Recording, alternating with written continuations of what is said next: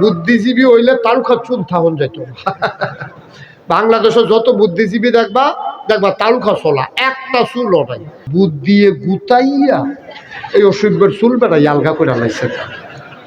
আমাদের দেশে ওই সেকুলার যারা তথাকথিত যারা আধুনিক যারা মনে করে বুদ্ধিজীবী বুদ্ধিজীবী নামের কলঙ্ক বাংলাদেশে যত বুদ্ধিজীবী দেখবা যেদিকে দাবি করে যারা যারা কয় যে আমরা বুদ্ধিজীবী এগুলো অধিকাংশ দেখবা এইগুলা খায় বাংলাদেশও কুলি হালায় ইন্ডিয়া, ঠিক কিনা?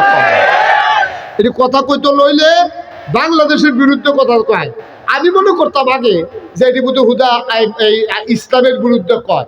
আমি খেয়াল করে সূক্ষ্মভাবে দেখছি বাংলাদেশে যত বুদ্ধিজীবী আছে এটির ব্রেন গুলা বিদেশের কাছে বিক্রি হয়ে গেছে, ঠিক কিনা? আর এটি আপনারা তো সব খেয়াল করেন না, আমার তো আবার খেয়াল করার লাগে, যেহেতু বিভিন্ন জায়গায় যাওয়ার লাগে, বিভিন্ন লোকে চলার লাগে, এটি খেয়াল না করলে অসুবিধা আছে।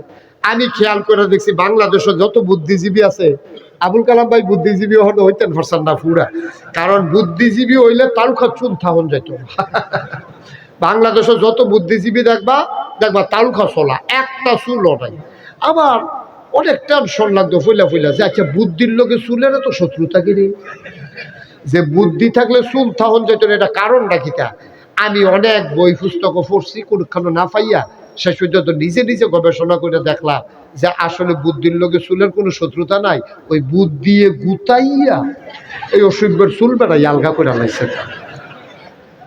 এটি হলো বাংলাদেশে বুদ্ধিজীবী। নাউজুবিল্লাহ কইতেন না?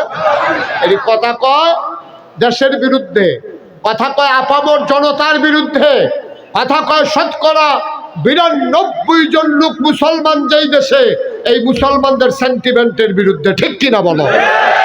কথা কইলে দেখবেন আলেম ওলামার বিরুদ্ধে কথা কয়, কথা কইলে বুরকার বিরুদ্ধে পর্দার বিরুদ্ধে কথা কয়, কথা বলতে গেলেই কোরআনের শিক্ষার বিরুদ্ধে কথা বলে। তারা বাংলাদেশে ওই বুদ্ধিজীবী নামের যারা কলঙ্ক, তারাই বাংলাদেশে সমকামিতা আবিষ্কার করতে চেয়েছে। আপনারা বুঝেন নাই, পুরুষে পুরুষে বিবাহ, নারীতে নারীতে বিবাহ, এই বাংলাদেশে যেটা ন্যাক্কারজনক কবিরা গোনা, এইটা বাংলাদেশে বুদ্ধিজীবী নামের যারা কলঙ্ক তারা আমাদের দেশে আমদানি করতে চেয়েছে, ঠিক কিনা বলো?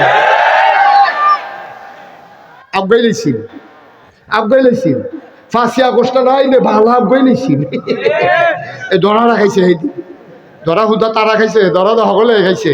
কি কারবারটা রে, কি কারবারটা? এই যে কালকারে পরশু জানি এক হুজুরি ওয়াজ করতে আছে, হারে যেই আশায় জমাই গেল রে জমানে খানাটা খাইয়া দিত।